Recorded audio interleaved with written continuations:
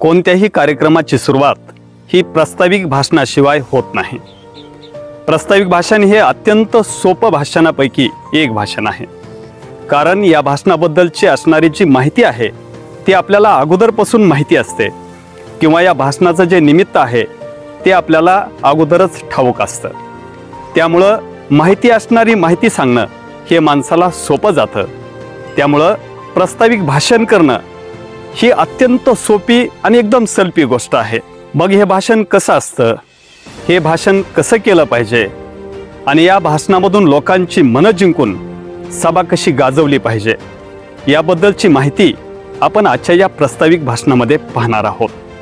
तर नमस्कार बांधवांनो, मी आहे आम्ही घडवतो सभा गाजवणारा वक्ता या भाषण प्रशिक्षण कार्यशाळेचा प्रशिक्षक बाळासाहेब मस्के, आणि आपण पाहतात भाषण रंग। प्रास्ताविक भाषणाची सुरुवात ही 6 टप्प्यामध्ये होते। या प्रास्ताविक भाषणाचा पहिला टप्पा आहे प्रास्ताविक भाषणाची सुरुवात। कोणतंही प्रास्ताविक भाषण त्या प्रास्ताविक भाषणाचं जे स्वरूप आहे त्या स्वरूपानुसार त्या प्रास्ताविक भाषणाची सुरुवात होत असते। मग हे जे प्रास्ताविक भाषण आहे, हे प्रास्ताविक भाषण करत असताना आपण सुरुवात करत असताना कवितेच्या काही सुंदर ओळी, जर तुम्हाला शायरी येत असेल तर शायरी, किंवा एखादा वजनदार विचार घेऊन आपण या प्रास्ताविक भाषणाची सुरुवात करावी लागते। आणि या सुरुवातीच्याच वेळेला समोर उपस्थित जो श्रोतागण आहे त्या श्रोतागणाचं सुद्धा या प्रास्ताविकानं त्यांचं स्वागत करावं लागतं। हा प्रास्ताविक भाषणामधला हा पहिला टप्पा आहे। प्रास्ताविक भाषणाचा जो दुसरा टप्पा आहे, या दुसऱ्या टप्प्यामध्ये मंचावर उपस्थित असणारी जे मान्यवर आहेत त्या मान्यवरांचा आपण कौशल्यपूर्ण उच्चार करायचा आहे। त्या मान्यवरांची आपण कौशल्यपूर्ण ओळख करून द्यायची आहे। म्हणजे या मान्यवरांची ओळख करून देणं हा प्रास्ताविक भाषणामधील हा दुसरा टप्पा आहे। प्रास्ताविक भाषणाच्या तिसऱ्या टप्प्यामध्ये कार्यक्रमाचं निमित्त किंवा कार्यक्रमाची पार्श्वभूमी आपण सांगितली पाहिजे। म्हणजे जर राजकीय सभा असेल तर त्या राजकीय सभेचं निमित्त आपण या प्रास्ताविकामध्ये सांगितलं पाहिजे। आणि जर हा कार्यक्रम एखाद्या उत्सवाचा असेल किंवा एखादा जन्मोत्सव जयंती उत्सव असेल तर त्या जयंती उत्सवाच्या निमित्तानं त्या उत्सवाची जी पार्श्वभूमी आहे ती पार्श्वभूमी आपण पतवार सांगितली पाहिजे। म्हणजे तिसऱ्या टप्प्यामध्ये आपण या निमित्तानं निमित्त आणि पार्श्वभूमी आपण तिसऱ्या टप्प्यामध्ये सांगितली पाहिजे। प्रास्ताविक भाषणाच्या चौथ्या टप्प्यामध्ये आपण त्या कार्यक्रमाची रूपरेषा आणि त्या कार्यक्रमाचा उद्देश स्पष्ट केला पाहिजे। म्हणजे या कार्यक्रमामध्ये आणखीन कोणत्या कोणत्या गोष्टी समाविष्ट केलेल्या आहेत त्या गोष्टीचाही आपण थोडासा उहापोह केला पाहिजे। आणि हा कार्यक्रम घेण्यापाठीमागील जो काही उद्देश आहे तो उद्देशही आपण सांगितला पाहिजे। म्हणजे आपल्यानंतर जो बोलणारा वक्ता आहे त्या वक्त्यालाही ही माहिती कळते आणि लोकांना सुद्धा याबद्दलची जाणीव कायम मनामध्ये राहते। त्यामुळे प्रास्ताविक भाषणाच्या चौथ्या टप्प्यामध्ये रूपरेषा आणि या कार्यक्रमाचा उद्देश आपण स्पष्ट केला पाहिजे। प्रास्ताविक भाषणाच्या 5व्या टप्प्यामध्ये त्या भागातील खास मुद्द्यांचा आपण समावेश केला पाहिजे। म्हणजे आपल्या भागातील ऐतिहासिक काही जर पार्श्वभूमी असेल तर ती थोडीशी सांगितली पाहिजे। जर आपली भौगोलिक काही पार्श्वभूमी असेल तर ती आपण सांगितली पाहिजे। जर आपली सांस्कृतिक काही पार्श्वभूमी असेल तीही सांगितली पाहिजे। आपली जर आध्यात्मिक काही पार्श्वभूमी असेल तर तीही सांगितली पाहिजे। म्हणजे ही जेव्हा आपण माहिती सांगतो तेव्हा त्या जागेवर जो व्याख्यान देण्यासाठी, भाषण देण्यासाठी किंवा बोलण्यासाठी जो वक्ता उभा राहणार आहे त्याला या विषयाची त्याला ओळख होते आणि त्याच्याही बोलण्याला सहजता येते। आणि आपणही किती अभ्यासू आहेत याबद्दलचाही विचार लोकांमध्ये जातो आणि आपलं प्रास्ताविक हे चांगलं होतं। त्याच्यामुळं 5व्या टप्प्यामध्ये त्या भागातले जे काही खास मुद्दे आहेत ते शॉर्टमध्ये, छोट्या पद्धतीत, संक्षिप्तमध्ये आपण घेतले पाहिजेत। प्रास्ताविक भाषणाच्या 6व्या टप्प्यामध्ये या प्रास्ताविक भाषणाचा शेवट येतो। आणि हा प्रास्ताविक भाषणाचा जो शेवट आहे तो शेवट करत असताना आपण कवितेच्या सुंदर ओळी किंवा एखाद्या विचारवंताचा वजनदार विचार घेऊन आपण या प्रास्ताविक भाषणाचा शेवट केला पाहिजे।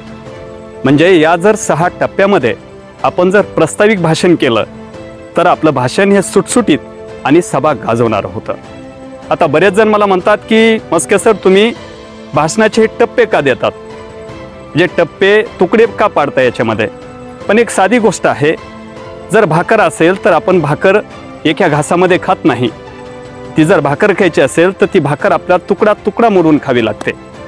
आणि जेव्हा मोठी वस्तू छोट्या छोट्या तुकड्यामध्ये विभागली जाते तेव्हा ती सोपी जाते. आणि म्हणूनच कोणतंही भाषणाची माहिती देत असताना त्याचे टप्पे केलेले आहेत, त्याचे तुकडे केलेले आहेत. आणि मग हा एक एक तुकडा आपल्याला गिळायला म्हणजेच मांडायला सोपा जातो. म्हणून हे भाषणाचे टप्पे आहेत. हे प्रास्ताविक भाषण करत असताना कोणत्या गोष्टी कटाक्षानं पाळणं गरजेचं आहे याबद्दलची माहिती आपण करून घेतली पाहिजे. जेव्हा आपण प्रास्ताविक भाषण देतो तेव्हा ते प्रास्ताविक भाषण 5 ते 7 मिनिटाच्या बाहेरचं असू नये.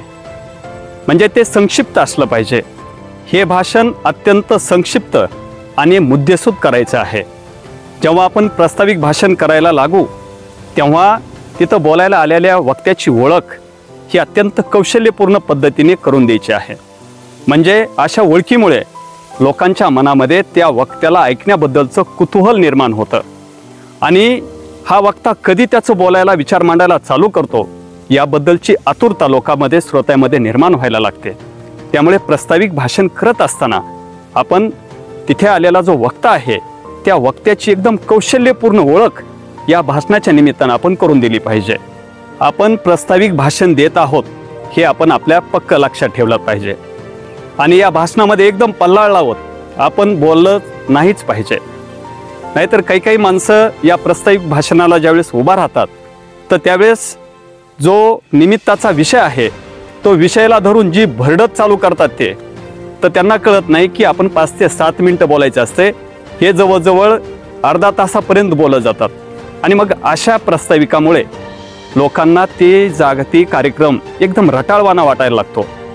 आणि जो बोलणारा माणूस आहे त्या बोलणाऱ्याच्या बद्दल लोकांच्या मनामध्ये तिडीक उठायला लागते. त्याच्यामुळे आपण 5 ते 7 मिनिटामध्ये आपलं भाषण संक्षिप्त पद्धतीनं परंतु मुद्देसूद केलं पाहिजे. या प्रास्ताविक भाषणाच्या जी काही गोष्टी आहेत हे आपण लक्षामध्ये ठेवल्या तर नक्कीच आपलं भाषण हे जोमदार आणि रुबाबदार झाल्याशिवाय राहणार नाही. प्रास्ताविक भाषण कसं असतं याचा एक नमुना आपण आजच्या या निमित्तानं पाहूया. हे निमित्त आपण शिवजयंतीच्या निमित्तानं घेऊ. आणि जेव्हा प्रास्ताविक करण्यासाठी सूत्रसंचालक तुमचं नाव घेईल आणि जेव्हा तुम्ही प्रास्ताविक करण्यासाठी तुम्ही ज्यावेळेस मंचावर जाल त्यावेळेस तुम्ही म्हणाल की तपोवनातून तुझ्या उजळली संत जनाची वाणी, तपोवनातून तुझ्या उजळली संत जनाची वाणी, मातीमधुनी तुझ्या जन्मल्या नररत्नाच्या खाणी. सर्वप्रथम या पवित्र भूमीला त्रिवार वंदन.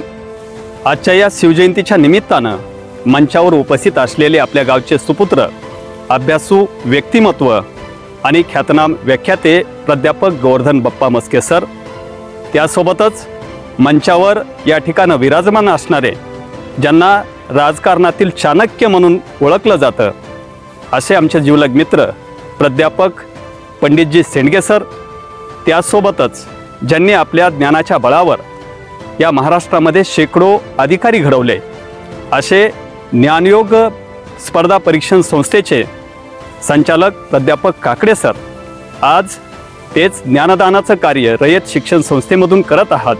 आणि त्यासोबतच आपल्या व्याख्यानाच्या माध्यमातून महाराष्ट्रामध्ये विचारांचा जागर घालत आहेत असे व्याख्याते बुलंद व्यक्तिमत्व माननीय प्राध्यापक हरिराम काकडे सर. आणि त्यासोबतच समोर उपस्थित माता भगिनी, वडीलधारे, गावकरी, मी आपणा सर्वांच्या प्रचंड टाळ्यांच्या गजरामध्ये सहर्ष स्वागत करतो आहे. पालवणी ही भूमी गौतम ऋषींच्या पदस्पर्शाने पवित्र आणि पावन झालेली आहे. या परिसरावरती नगद नारायण गडाचा आध्यात्मिक आशीर्वाद आहे. असे हे वैभव संपन्न या भूमीमध्ये छत्रपती शिवाजी महाराजांचा जन्मोत्सव मोठ्या हर्ष उल्हासामध्ये इथे साजरा होत आहे. या उत्सवाच्या निमित्तानं तरुणांच्या मनामध्ये नवचैतन्य निर्माण करणं आणि त्यासोबतच सामान्य लोकांना प्रकाशांच्या वाटा दाखवणं हा एकमेव उद्देश या जयंतीच्या निमित्तानं आम्ही कायम सोबत घेतलेला आहे. या शिवजयंतीच्या निमित्तानं आम्ही तरुण वर्गासाठी नोकरी मेळावे घेत आहोत. त्यासोबतच शेती करणाऱ्या शेतकऱ्यांसाठी या ठिकाणं आधुनिक शेतीचे मार्गदर्शनाचे मेळावेही या निमित्तानं आम्ही घेत आहोत. त्यासोबतच विद्यार्थ्यांना प्रेरणा देण्यासाठी, त्यांच्या व्यक्तिमत्वाच्या कला गुणांना वाव मिळण्यासाठी या ठिकाणी आम्ही मार्गदर्शन शिबिरही या ठिकाणी आयोजित करतो आहोत.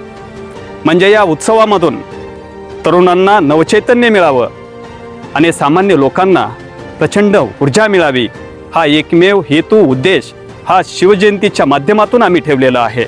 या शिवजयंतीमुळे अनेक तरुणांच्या मनामध्ये क्रांतिकारी बदल घडलेले आहेत. या पालवण गावातील बरेचसे तरुण आज उच्च शिक्षण घेऊन देश विदेशात गेलेले आहेत. म्हणजे 7 समुद्राचं उल्लंघन त्यांनी केलेलं आहे आणि त्या देशामध्ये या मातीची पताका तिथं ते गौरवाने फडकत आहेत आणि त्यासोबतच ते स्वतःला सिद्धही करून दाखवत आहेत. म्हणजे या शिवजयंतीच्या माध्यमातून जी प्रेरणा मिळते, या प्रेरणेमधून या गावाला एक उत्तुंग भरारी मिळाली आहे. यानंतर आपल्याला मुख्य वक्त्याचे विचार ऐकायचे आहेत. त्यामुळे जास्तीचा वेळ न घेता या ठिकाणी मी वक्त्याला बोलण्यासाठी या जागेवरती वेळ उपलब्ध करून देतो आणि जाताना मी एवढंच म्हणतो, जरी काळोखाच्या वाटा तरी चालत सदैव जावे, जाता जाता या ओठावर गीत क्रांतीचे गावे. डोंगर वाटा सागर लाटा तमा नसावी काही, ठाम असावा मार्ग आपुला, दस दिशातून दाही. या ठिकाणं एवढे विचार व्यक्त करतो आणि या ठिकाणं माझं प्रस्तावित या जागेवरती थांबवतो आणि रजा घेतो. जय जिजाऊ, जय शिवराय, जय महाराष्ट्र. बांधवांनो, तुम्ही जर अशा पद्धतीने प्रस्तावित केलं तर आम्हाला खात्री आहे तुम्ही त्या जागेवरची सभा जिंकल्याशिवाय राहणार नाहीत. तर हा व्हिडिओ, ही माहिती व्यवस्थित पहा, समजून घ्या आणि उत्कृष्ट दर्जेदार तुम्ही तुमचं प्रस्तावित करा. तर बांधवांनो, तुम्हाला ही दिलेली माहिती कशी वाटली ही कमेंट करून सांगा. ही माहिती जर आवडली असेल तर एक लाईक नक्की करा आणि या भाषणरंग यूट्यूब चॅनलला सबस्क्राईब करायला मात्र विसरू नका, कारण असेच नवनवीन व्हिडिओ तुमच्यापर्यंत तात्काळ पोहोचत राहतील. तर बांधवांनो, पुन्हा भेटूया नवीन दिवशी नवीन विचार घेऊन. तोपर्यंत जय हिंद, जय भारत, जय महाराष्ट्र, जय शिवराय.